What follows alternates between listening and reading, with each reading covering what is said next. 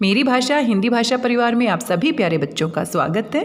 प्यारे बच्चों, आशा करती हूँ आप सभी स्वस्थ हैं, सुरक्षित हैं और साथ में खुश होकर अपनी पढ़ाई कर रहे हैं।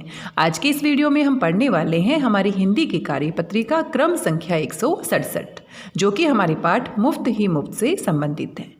प्यारे बच्चों, सबसे पहले आपको अपनी हिंदी की कॉपी में सभी जानकारी लिखनी है। आप अच्छे से जानते हैं, इतने दिनों से आप कार्यपत्रिकाओं को हल कर रहे हैं। सबसे पहले आप क्या लिखेंगे? हिंदी कार्यपत्रिका क्रम संख्या 167, दिनांक 11 फरवरी 2021, कक्षा 4 अ ब स, जो भी आपका सेक्शन है। पाठ्य पुस्तक आपकी रिमझिम है। पाठ हमारा मुफ्त ही मुफ्त है। विद्यार्थी का नाम, यहाँ पर आपको अपना नाम लिखना है। शिक्षक या शिक्षिका का नाम, यहाँ पर आपके हिंदी के अध्यापक और हिंदी की अध्यापिका का नाम लिखना है। आइए शुरू करते हैं आज की कार्यपत्रिका। नमस्ते प्यारे बच्चों, कैसे हैं आप? आशा है कि आप बहुत अच्छे होंगे और अपना पूरा ख्याल रख रहे होंगे। पिछली कार्यपत्रिकाओं में आपने पाठ मुफ्त ही मुफ्त के माध्यम से जाना कि भीखू भाई ने मुफ्त की चीज़ पाने के लिए क्या क्या किया। आइए देखते हैं कि हमें इस कहानी का सही क्रम याद भी है या नहीं। प्यारे बच्चों, कहानी आप पढ़ चुके हैं, पूरी कहानी को आप समझ चुके हैं और हम देखना चाहते हैं कि क्या आपको सही तरीके से कहानी याद है और उसका क्रम भी याद है। क्रम यानी कि पहले कौन सी बात आती है कहानी में, उसके बाद कौन सी बात आती है। यहाँ पर आपसे कुछ सवाल पूछे गए हैं। आइए पहला प्रश्न देखते हैं। नीचे लिखे वाक्यों को बोलकर पढ़िए और पाठ में हुई इन घटनाओं का सही क्रमांक बताइए। पाठ में ये सारी बातें हो चुकी हैं, आपको ध्यान से पढ़ना है और पढ़ने के बाद बताना है कि सबसे पहले कौन सी घटना घटित हुई है हमारी कहानी में। आइए सबसे पहले सभी वाक्यों को पढ़ लेते हैं। नाव वाले ने कहा, नीचे रख दो, मेरे साथ कोई सौदा वोदा नहीं चलेगा। ये तो पहले नहीं आती है घटना, बहुत बाद में आती है। बंदरगाह पर चले जाओ, हो सकता है वहाँ तुम्हें 50 पैसे में मिल जाए। ये भी कहानी के बीच में आती है। लाबू बहन अपने कंधे उचकाकर बोली, खाना है तो जाना है। हाँ, ये कहानी के शुरू में आती है। काका काका, अब ऊंट वाले की बारी थी, मैं आपको 200 रुपये दूंगा, लेकिन नारियल को छोड़ना नहीं। ये भी कहानी के अंत में घटित होती है। और अंत में हमारा वाक्य दिया गया है, भीखू भाई ने अपने होठों को चटकारा, वाह क्या मीठा मीठा सा स्वाद है। प्यारे बच्चों, ये बिल्कुल शुरुआत में आती है। तो इसके आगे क्या लिखा गया है? संख्या 1। तो दूसरे नंबर पर कौन सी घटना घटित हुई होगी जो इसके बाद हुई है? तो दूसरे नंबर पर आप याद कीजिए, लाबू बहन अपने कंधे उचकाकर बोली, खाना है तो जाना है। और इसके आगे आप कौन सी संख्या लिखेंगे? 2। ये कौन से क्रम पर आता है? दूसरे क्रम पर। आगे कौन सी घटना घटित हुई होगी? चलिए सोचिए और बताइए। उसके बाद मंडी में जब भीखू भाई जाते हैं तो वहाँ नारियल बेचने वाला कहता है, अगर 50 पैसे में खरीदना है तो कहाँ चले जाओ? बंदरगाह पर। तो इसके बाद कौन सा क्रम आएगा? बंदरगाह पर चले जाओ, हो सकता है वहाँ तुम्हें 50 पैसे में मिल जाए। इसके आगे हम कौन सी संख्या लिखेंगे? 3। और इसके बाद कौन सी घटना घटित होती है? जब हमारे भीखू भाई बंदरगाह पर पहुँच जाते हैं और नाव वाले से कहते हैं कि भाई नारियल दे दो, और नारियल वाला कितने में देता है? 50 पैसे में। लेकिन कंजूसी के कारण, लालच के कारण हमारे भीखू भाई उसको कितने में लेना चाहते हैं? 25 पैसे में। तब नारियल वाला गुस्से में आकर कहता है, नीचे रख दो, मेरे साथ कोई सौदा वोदा नहीं चलेगा। और इसका क्रम क्या आएगा? 4। इसके आगे हम क्या लिखेंगे? 4। नाव वाले ने कहा, नीचे रख दो, मेरे साथ कोई सौदा वोदा नहीं चलेगा। और उसके बाद भीखू भाई कहाँ पहुँच जाते हैं? बगीचे में। और बगीचे में माली से भी बहस करते हैं कि वो फ्री में दे दे। लेकिन बाद में जब वो पेड़ पर चढ़ जाते हैं तो उसके बाद कौन सी घटना घटित होती है? काका काका, अब ऊंट वाले की बारी थी, मैं आपको 200 रुपये दूंगा, लेकिन नारियल को छोड़ना नहीं। और ये हमारी घटना किस नंबर पर आएगी? 5। इसके आगे हम क्या लिखेंगे? 5। इस प्रकार से प्यारे बच्चों, इस पूरी घटना को आपने क्रम के हिसाब से लगाना है। आपने पाठ पढ़ा है, पाठ में जो घटना पहले घटित हुई है उसके आगे हम पहला नंबर लिखेंगे, जो उसके बाद घटित हुई है उसके आगे हम आगे की संख्या लिखेंगे। आइए दूसरा प्रश्न देखते हैं। दूसरे प्रश्न में आपसे क्या पूछा गया है? पाठ में आए निम्नलिखित वाक्यों को बोलकर पढ़िए और प्रश्नों के उत्तर दीजिए। आपको यहाँ पर कुछ वाक्य दिए गए हैं। 50 पैसे, भीखू भाई मानो हैरानी से हक्के बक्के हो गए। और हक्के बक्के होना प्यारे बच्चों क्या है? मुहावरा, जिसका अर्थ क्या होता है? हैरान होना। इतनी दूर से पैदल आया हूँ, इतना थक गया हूँ, और तुम कहते हो 50 पैसे। अब इन वाक्यों के हिसाब से आपने कुछ प्रश्नों के उत्तर देने हैं। सबसे पहला प्रश्न आपसे पूछा गया है, भीखू भाई ने ये बात किससे कही? प्यारे बच्चों, याद कीजिए, 50 पैसे में नारियल कहानी में कहाँ पर मिलता है? बंदरगाह पर और नाव वाले के पास। तो ये बात भीखू भाई किससे कह रहे हैं? नाव वाले से। कि 50 पैसे में ये तो बहुत महंगा लग रहा है, क्योंकि इतनी दूर मेहनत करके मैं चल कर आया हूँ, कितना परेशान हो गया हूँ, तो अब तो मुझे मुफ्त में नारियल मिलना चाहिए। भीखू भाई ने ये बात बंदरगाह पर नाव वाले से कही है। ख भाग में आपसे पूछा गया है, भीखू भाई किस बात से इतने दुखी हो गए थे? भीखू भाई को पता चला कि बंदरगाह पर नाव वाला उसको 50 पैसे में नारियल दे रहा है और वह इतनी मेहनत करके इतना दूर पैदल चलकर यहाँ तक आया है। इस बात से वे बहुत दुखी हो गए थे। इन वाक्यों से भीखू भाई की कौन सी विशेषता का पता चलता है? प्यारे बच्चों, इन वाक्यों से हमें पता चलता है कि भीखू भाई बड़े कंजूस हैं, बड़े ही लालची हैं। उनको नारियल के लिए 50 पैसे भी नहीं देने, बल्कि नारियल मुफ्त में ही लेना है। तो कौन सी विशेषता का पता चलता है? कंजूसी और लालची। घ भाग में आपसे पूछा गया है, हैरानी शब्द का प्रयोग करते हुए एक वाक्य बनाइए। गीता को इतना अच्छा नृत्य करते हुए देखकर मैं तो हैरान ही हो गई। इस तरह से आप इसका एक वाक्य बना सकते हैं। और प्यारे बच्चों, आप अपना वाक्य अपनी तरफ से भी बना सकते हैं। और इन सभी प्रश्नों के उत्तर आपने अपनी हिंदी की कॉपी में सुंदर और साफ लिखावट में लिखना है। आइए अगला प्रश्न देखते हैं। प्रश्न संख्या 3। बच्चों, जैसा कि आप सब जानते हैं कि कोरोना वायरस के चलते पूरे भारतवर्ष में लॉकडाउन घोषित कर दिया गया था। जब हम लॉकडाउन के बारे में सोचते हैं तो हमारे दिमाग में कुछ शब्द या वाक्यांश आते हैं, जैसे कि मास्क, बंद, सामाजिक दूरी, सैनिटाइजर, बार बार हाथ धोना, बुखार आदि।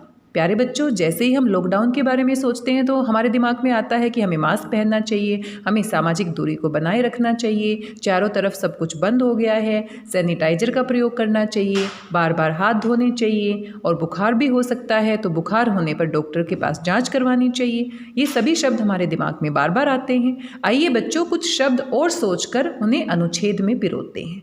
प्यारे बच्चों, लॉकडाउन अवधि में मेरा अनुभव। लॉकडाउन में आपने क्या क्या किया, कैसा आपका अनुभव रहा, क्या नया आपने सीखा, और लॉकडाउन का समय आपने कैसे कैसे बिताया, इसके बारे में आपने एक अनुच्छेद लिखना है, कुछ पंक्तियां लिखनी है।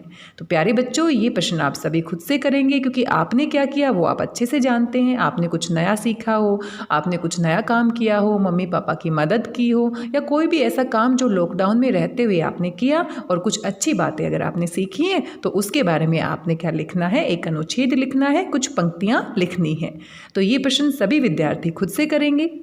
चलिए मैं आपकी थोड़ी सी मदद कर देती हूँ। अब आपने क्या किया वो तो आप ही जानते हैं, लेकिन मैंने क्या किया उसके बारे में कुछ पंक्तियां मैं बता देती हूँ। जैसे ही लॉकडाउन हुआ तो सभी स्कूल बंद हो गए और हम भी अपने घरों में बंद हो गए। हम स्कूल नहीं जा सकते थे, ना ही हमारे विद्यार्थी स्कूल जा सकते थे। इसीलिए उनको कैसे पढ़ाया जाए, इसके लिए हमने ऑनलाइन कक्षाओं की शुरुआत की।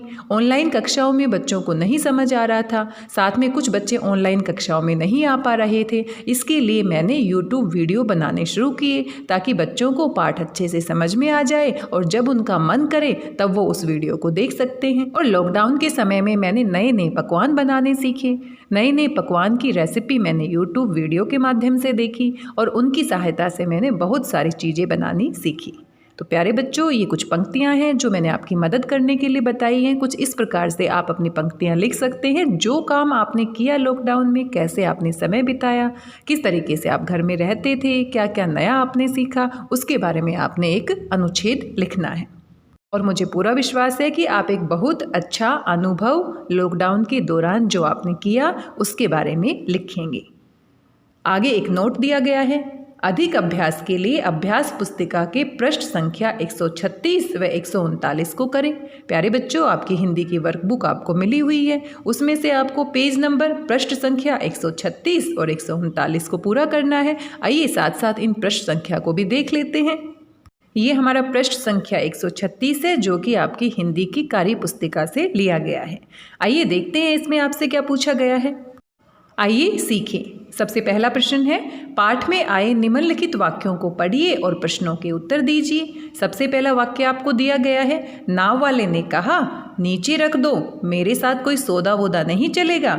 और इसी प्रकार का प्रश्न प्यारे बच्चों आपने अभी अभी कार्यपत्रिका में भी किया है। एक वाक्य आपको दिया गया था और उसमें से कुछ सवाल पूछे गए थे। सबसे पहला आपसे सवाल पूछा गया है, नाव वाले ने ये बात किससे कही। दूसरा सवाल है, उसने क्या नीचे रखने के लिए कहा। और तीसरा सवाल है, नाव वाले ने ऐसा क्यों कहा। प्यारे बच्चों, नाव वाला कहाँ पर होता है? बंदरगाह पर। और भीखू भाई जब बंदरगाह पर जाते हैं और नाव वाले से नारियल के बारे में पूछते हैं तो वो कितने रुपए का बताते हैं? 50 पैसे का। और नाव वाले से वो मुफ्त में लेना चाहते हैं भीखू भाई नारियल को, इसीलिए नाव वाला कहता है नीचे रख दो, मेरे साथ कोई सौदा वोदा नहीं चलेगा। तो नाव वाले ने ये बात किससे कही? भीखू भाई से। ये हमारा पहले प्रश्न का उत्तर है। उसने क्या नीचे रखने के लिए कहा? उसने नारियल नीचे रखने के लिए कहा। और नाव वाले ने ऐसा क्यों कहा? क्योंकि भीखू भाई उससे नारियल मुफ्त में ही लेना चाह रहे थे और नाव वाले ने नारियल 50 पैसे में देने की बात कही, लेकिन भीखू भाई नारियल को 50 पैसे की बजाय मुफ्त में ही लेना चाहते थे। नाव वाले ने इसीलिए ऐसा कहा, नीचे रख दो, मेरे साथ कोई सौदा वोदा नहीं चलेगा। प्यारे बच्चों, इन सभी प्रश्नों के उत्तर आपको अपनी हिंदी वर्कबुक में लिखने हैं। आइए हमारा दूसरा प्रश्न देखते हैं। जब तक कोई बचाने वाला न आए कहीं छोड़ न देना, मैं आपको 100 रुपये दूंगा। प्यारे बच्चों, ये एक और वाक्य दिया गया है और आपने बताना है ऊपर लिखी बात किसने कही। याद कीजिए, कहानी में ये बात कौन कहता है? घुड़सवार। घुड़सवार किससे कहता है? भीखू भाई से, क्योंकि नारियल को पकड़े हुए भीखू भाई लटक रहे हैं, भीखू भाई के पैरों को पकड़े हुए ऊंट वाला लटक रहा है और ऊंट वाले के पैरों को पकड़े हुए घुड़सवार लटक रहा है। घुड़सवार को डर लगता है कि कहीं भीखू भाई नारियल को छोड़ देंगे, हाथों को छोड़ देंगे तो वो सारे के सारे नीचे गिर जाएंगे। इसीलिए घुड़सवार कहता है, क्या कहता है? जब तक कोई बचाने वाला न आए कहीं छोड़ न देना, मैं आपको 100 रुपये दूंगा। घुड़सवार भीखू भाई को 100 रुपये का लालच देता है। ऊपर लिखी बात किसने कही? घुड़सवार ने। किससे कही? भीखू भाई से। 100 रुपये देने की बात क्यों कही गई? क्योंकि वो चाहते थे कि 100 रुपये के लालच से भीखू भाई और मेहनत से नारियल को पकड़े रहें, कहीं छोड़ ना दें, इसीलिए उन्होंने ये बात कही। आइए प्रश्न संख्या 139 देखते हैं। इस पर आपको क्या करना है, आइए सीखें। पाठ में हुई घटनाओं का सही क्रमांक बताइए। और प्यारे बच्चों, हमारी कार्यपत्रिका में भी आपने ऐसा ही प्रश्न अभी किया है। आपको कुछ पंक्तियां दी गई थी जो कि हमारे पाठ से थी और आपको पता लगाना था कि कौन सी घटना पहले घटित हुई है और कौन सी घटना उसके बाद घटित हुई है। तो यहाँ पर भी बिल्कुल ऐसा ही सवाल आपको दिया गया है। यहाँ पर कुछ वाक्य दिए गए हैं, आइए इनको पढ़ लेते हैं ध्यान से। नारियल वाले ने कहा, ना जी ना, 2 रुपये सही दाम, ले लो या छोड़ दो। दूसरा वाक्य है, खुशी से उन्होंने अपनी दोनों बाहों को फैलाया और नारियल गया हाथ से छूट। तो ये तो कहानी के बिल्कुल आखिर में आता है। एक दिन भीखू भाई का मन नारियल खाने का हुआ। ये तो पहले नंबर पर आएगा क्योंकि पाठ की शुरुआत हमारी इसी बात से होती है। उन्होंने जल्दी जल्दी पेड़ पर चढ़ना शुरू कर दिया। और ये भी हमारी कहानी के अंत में आता है। ऊंट वाले ने सोचा, चलो मदद कर देता हूँ, मेरा क्या जाता है। ये भी हमारी कहानी के अंत में आती है। 1, 2 और अब तीनों के तीनों झूलते रहे नारियल के पेड़ से। तो प्यारे बच्चों, सबसे पहले घटना कौन सी आती है? एक दिन भीखू भाई का मन नारियल खाने का हुआ। इसके आगे आप कौन सी संख्या लिखेंगे? 1। उसके बाद क्या होता है? उसके बाद भीखू भाई दुकान पर जाते हैं और नारियल वाले ने कहा, ना जी ना, 2 रुपये सही दाम, ले लो या छोड़ दो। तो इसके आगे हम क्या लगाएंगे? 2 संख्या। दूसरे नंबर पर यह घटना घटित होती है। और तीसरे नंबर पर क्या होता है? भीखू भाई बगीचे में पहुंच जाते हैं और पेड़ पर चढ़ना शुरू कर देते हैं। उन्होंने जल्दी जल्दी पेड़ पर चढ़ना शुरू कर दिया। इसके आगे हम कौन सी संख्या लिखेंगे? 3। ये तीसरे नंबर की घटना है। और आगे क्या होता है? आगे ऊंट वाले ने सोचा, चलो मदद कर देता हूँ, मेरा क्या जाता है। इसके आगे हम क्या लिखेंगे? संख्या 4। उसके बाद कौन सी घटना घटित होती है? खुशी से उन्होंने अपनी दोनों बाहों को फैलाया और नारियल गया हाथ से छूट। और उसके बाद क्या होता है? 1, 2 और अब तीनों के तीनों झूलते रहे नारियल के पेड़ से। इसके आगे कौन सी संख्या लिखेंगे हम? 6। इस प्रकार से प्यारे बच्चों, इन पंक्तियों को, इन घटनाओं को आपने क्रम से लिखना है। और ये प्रश्न भी आपने अपनी हिंदी की कार्यपुस्तिका यानी कि हिंदी की वर्कबुक में पूरा करना है। प्यारे बच्चों, आज की कार्यपत्रिका में कुल 3 प्रश्न थे और साथ में कार्यपुस्तिका से आपको 2 प्रश्न दिए गए हैं, 136 और 139, जिसके बारे में हम बातचीत कर चुके हैं। आपके माता पिता के लिए सुझाव दिए गए हैं। बच्चों के साथ विचार विमर्श करें कि प्रकृति ने बहुत सी अनमोल वस्तुएं हमें मुफ्त में ही दी हैं, जैसे कि हवा, नदी का पानी आदि। हमें इन चीज़ों को नुकसान नहीं पहुंचाना चाहिए। प्यारे बच्चों, हमने देखा कि कोई भी वस्तु हमें बाजार से मुफ्त में नहीं मिलती है। हर वस्तु की हमें कीमत चुकानी पड़ती है है, लेकिन प्रकृति हमारा कितना ख्याल रखती है, हमें इतनी बहुमूल्य चीज़ें मुफ्त में देती है। शुद्ध हवा सांस लेने के लिए देती है, पानी पीने के लिए देती है, और ये पूरी की पूरी जो प्रकृति है रहने के लिए हमें जगह देती है, और कितनी सारी चीज़ें हम इससे प्राप्त करते हैं, और वो भी बिल्कुल मुफ्त में, कुछ भी पैसे नहीं लिए जाते। इसका मतलब ये नहीं है कि मुफ्त में मिलने वाली चीज़ों का हम ध्यान नहीं रखेंगे। हमें अपने आसपास प्रदूषण को रोकना है और इन चीज़ों को दूषित नहीं करना है, और साथ में प्रकृति का धन्यवाद भी करना है कि हमें इतना अनमोल तोहफा मुफ्त में देने के लिए।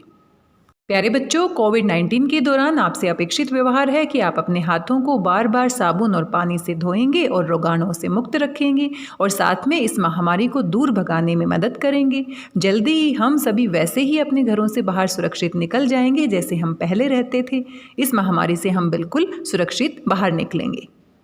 आज की इस वीडियो में बस इतना ही। मिलते हैं एक और नई हिंदी की कार्यपत्रिका के साथ। तब तक स्वस्थ रहिए, व्यस्त रहिए, मस्त रहिए और खुश होकर पढ़ते रहिए। और हाँ, प्रकृति की दी हुई अनमोल वस्तुओं का सम्मान कीजिए और उनको सुरक्षित रखिए। बिल्कुल भी प्रदूषित नहीं करना है। धन्यवाद, बहुत बहुत धन्यवाद।